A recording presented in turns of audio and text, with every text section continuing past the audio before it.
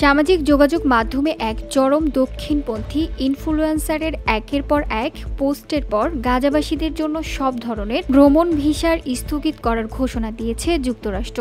গতকাল শনিবার দেশটির পররাষ্ট্র মন্ত্রণালয় এই ঘোষণা দেয়। পররাষ্ট্র মন্ত্রণালয় এক্সে এক পোস্টে বলেছে, সাম্প্রতিক দিনগুলোতে সীমিত সংখ্যক অস্থায়ী চিকিৎসা মানবিক ভিসা দেওয়ার জন্য যে প্রক্রিয়া ও নীতিমালা ব্যবহার করা হয়েছে আমরা তার পূর্ব ও বিস্তারিত পর্যালোচনা করছি।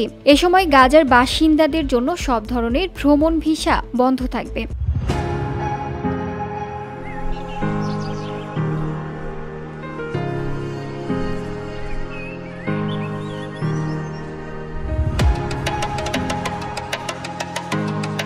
কাতার ভিত্তিক সংবাদ মাধ্যম আল জাজিরার প্রতিবেদনে এ খবর জানানো হয়। তিনি যুক্তরাষ্ট্রের প্রেসিডেন্ট ডোনাল্ড ট্রাম্পের ঘনিষ্ঠ বলে জানা গেছে। লুমার গত শুক্রবার এক্সে গাজার ফিলিস্তিনিদের যুক্তরাষ্ট্রের ভ্রমণ ভিসা দেওয়া নিয়ে ক্ষোভ প্রকাশ করে একের পর এক পোস্ট দেন।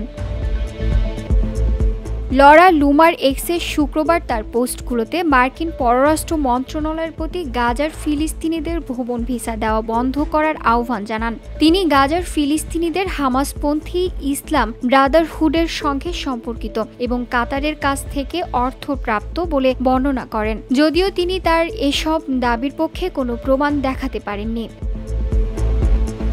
VOD Bangla news desk.